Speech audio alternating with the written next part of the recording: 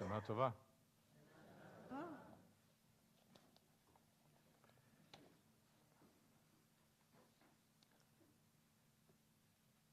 What is the difference between a Jewish pessimist and a Jewish optimist?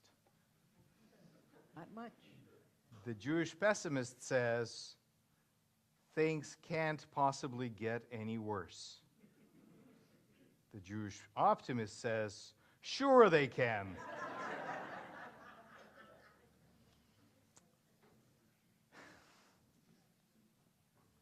In Jewish tradition, particularly within the Lurianic Kabbalah, the mystical tradition, there's a concept known as shattering of the vessels, Shvirat HaKelim, a myth of creation where the initial divine vessels could not hold God's overwhelming light, causing them to break and scatter divine sparks throughout the universe.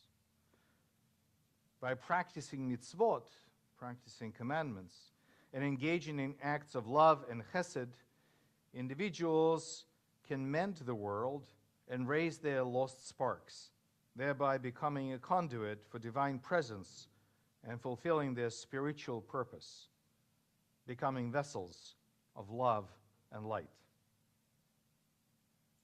It's been a long and a difficult year. A few weeks ago, I got a message from a longtime TE congregant just thinking about you and how difficult it must be to frame a sermon that involves Israel.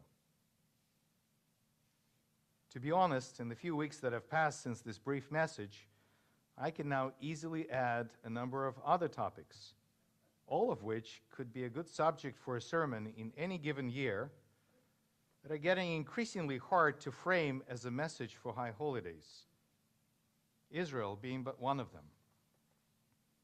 Mass shootings and gun violence, political violence, medical advice, vaccines, housing, late-night comedy and freedom of speech, gerrymandering and elections, war in Ukraine, war in Gaza, hostages kept in tunnels, proclamation of Palestinian state acceptance by the world's major powers who are choosing a course of action that is unlikely to produce any real results, as evident even in the very language of these announcements, but may be further deepening the crisis.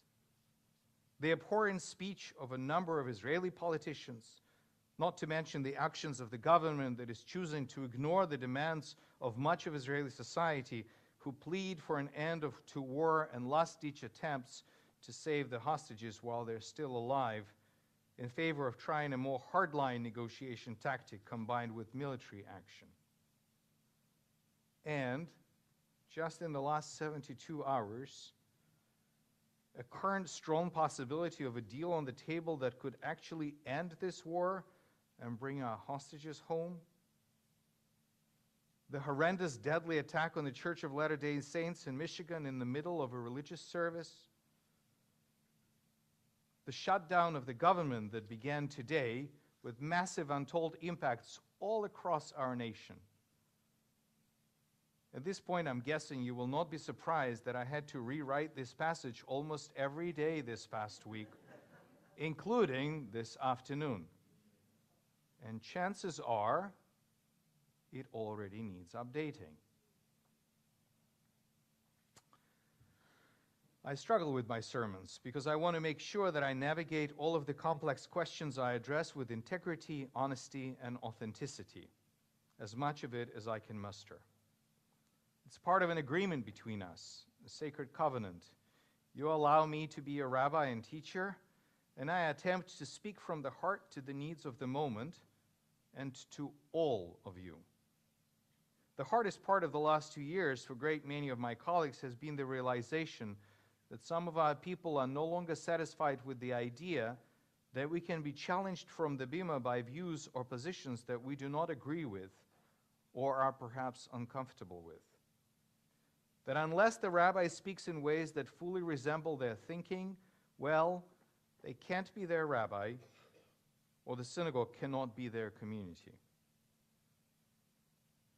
It goes even deeper than that. In multiple instances, my positions on important matters have been given as a reason for separation, except that most of the positions described I do not hold, nor have I ever expressed. They have simply been assumed. I've been speaking about it and sounding the alarm for years, speaking from this bema about the divisions within Israel, speaking about toxic polarization of our society, urging us to find a way to talk to each other. I too have failed, or have not tried hard enough, or often enough. But I have not given up, and I'm grateful to so many of you who, while disagreeing with me and with each other, are not giving up either. I see you, I hear you, I appreciate you and your struggles with all of these difficult, complex issues that we are facing.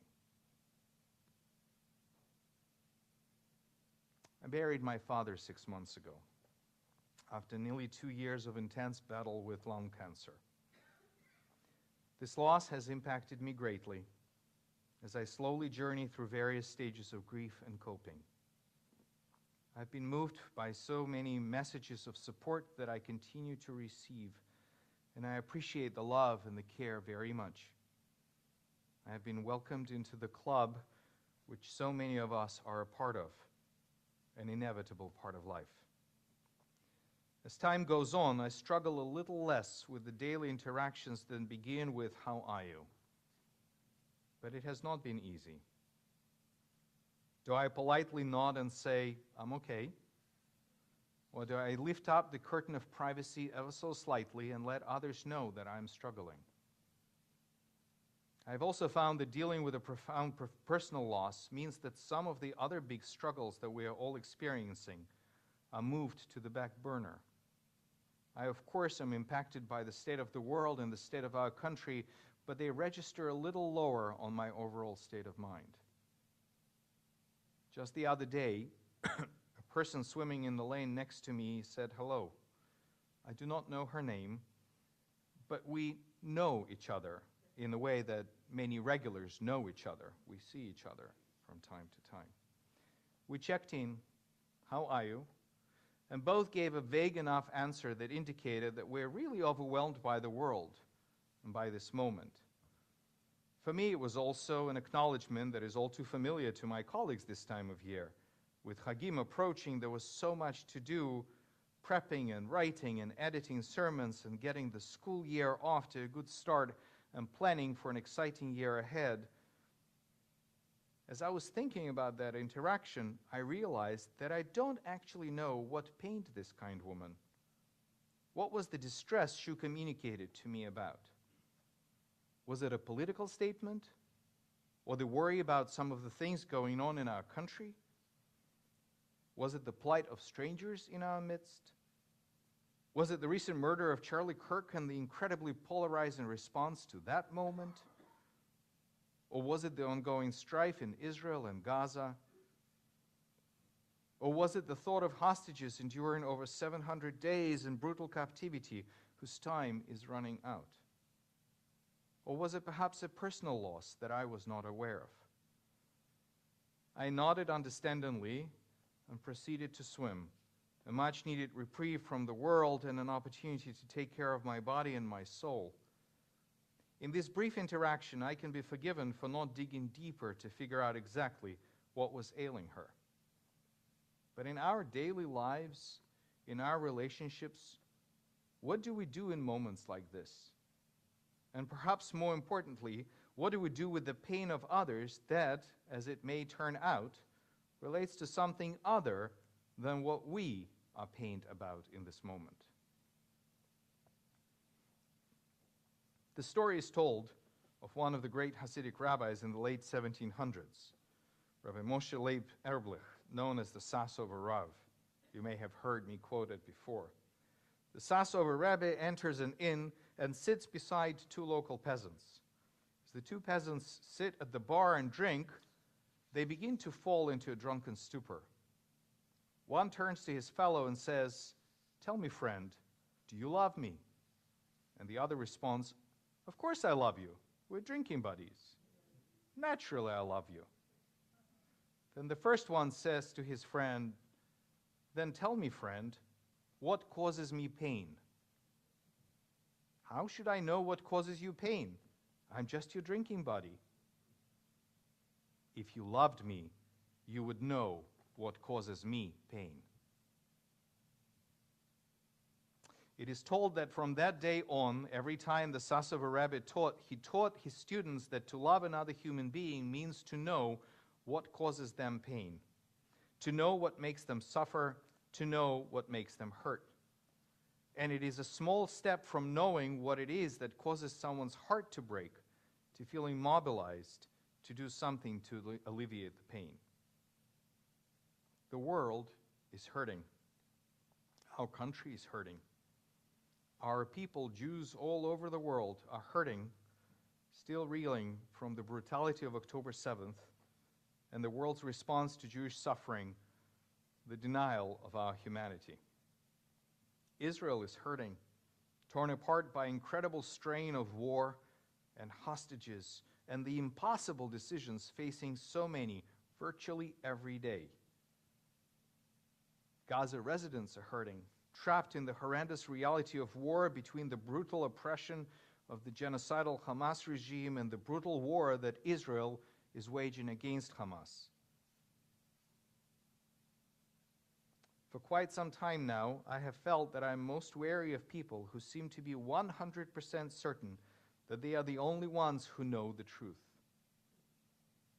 Even the voices that resonate with me or opinions that I share, at least to a degree, the minute I hear absolute certainty, I want to run for the hills.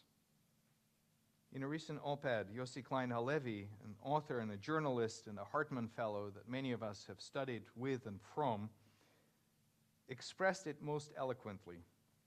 To be an ambivalent Jew today is not to be uncertain so much as torn between conflicting certainties. Yossi continues, I fear those Jews without ambivalence who, no matter how wrenching the dilemma, always offer a simple narrative that resolves our inner conflicts. Especially now, as we face some of the most morally complicated dilemmas in our history, those one-dimensional voices must not be allowed to determine Jewish discourse. What powerful words to live by. As we face some of the most morally complicated dilemmas in our history, those one-dimensional voices must not be allowed to determine Jewish discourse. Of course, this is not just an internal Jewish challenge. The world seems to thrive on certainty. The one who shouts the loudest with most certainty in their voice seems to be having the most impact. And the irony is not lost on me that I have a small version of that drama, playing out almost every week, as I stand on this bima and try to teach or share thoughts or help augment what you see and hear on the news through the lens of the Jewish tradition. I don't come at it feeling that I can speak with certainty, but I do take this task on with ambivalence and humility. I bristle at the world of certainty that seems to suggest that we can ignore the reality as long as we are following the right path or aiming to be on the right side of history. Writing my High Holiday sermons this year, perhaps more than any other year, has been fraught with uncertainty. The world's on fire, and we're all in pain, and we don't even know exactly what causes our fellows pain. How can we heal this world of ours? Do I take one or few of the issues of particular relevance this year and try to address them? What about the rest? Do I steer clear of any of the subjects that are so much on our minds these days and just dwell on the timeless? Is doing so a form of betrayal or a form of self-care and communal care? In any given year, I struggle with all of this, of course, and work very hard to keep myself and my emotions out of these decisions, even if I can't imagine keeping myself and my emotions and knowledge out of my sermons. That is to say, I write my words based on my experiences, but I always remember that my sermons are ultimately for you and about you, and that always impacts my choices in the most powerful way. And yet this year I find it harder to make these decisions. I find it harder to be the vessel of light and hope. I'd like to think that this is not because the world is hopeless. It isn't. Throughout these tough few years, we continue to see the best of humanity shine through the worst of circumstances, and that surely can give us hope. Going through this year of mourning has dulled my ability to find joy and hope around me, at least temporarily. I think that's okay. I also hope that we will find ways in this coming year to share with each other what gives us pain. Not to demand that people see the world exactly as we do in this moment, but to become witnesses for one another in our shared humanity. I wanted to share with you today a poem that I saw just a few days ago, written by poet Rich Orloff. It is called A Vessel of Love and Light. I am a vessel of love and light, except when I haven't slept well, and then I'm just cranky. I'm a vessel of love and light, except when I've been fasting for over half an hour. I am a vessel of love and light, except when people interrupt me, and then I think, I am a vessel of love and light, so shut the hell up. I am a vessel of love and light, except when I'm on hold with Verizon, and then I would like to smite Verizon.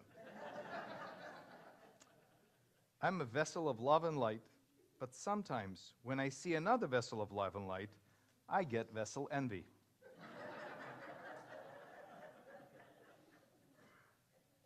I'm a vessel of love and light, except last Thursday night. Don't even ask. I'm a vessel of love and light, but sometimes I'll watch the news just because I'm in the mood to get really annoyed. I'm a vessel of love and light, except when I'm around my family. But around your family, I can be a vessel. I'm a vessel of love and light, except when I'm reciting a poem, and I look at everyone looking at me, and I begin to wonder, do these people even like vessels of love and light? I am a vessel of love and light, except when I meet someone I like, but who I'm not sure likes me, and then I become a babbling idiot. Which also explains why when I pray to God, I often mumble. I am a vessel of love and light, but I'm not always skillful at it. So sometimes the love comes out as ambivalence, and the light comes out as a glare. I'm a vessel of love and light, except when I'm insecure, or hungry, or feeling broken, or when I don't believe my needs will get met by being me, and I refuse to be vulnerable, or even ask for my needs to get met, because I'm afraid that if I do, someone may destroy my vessel. So I pray, God, let me be your vessel of love and light. And when I'm not, may we both forgive me, for we both know how difficult it is to be a vessel, and how scary it can be to let the light either in or out. And if I can remember that with every breath, then I can be your vessel of love and light. Gmar Chatima Tova, may we be inscribed and sealed in the book of life, well lived. Shana Tova.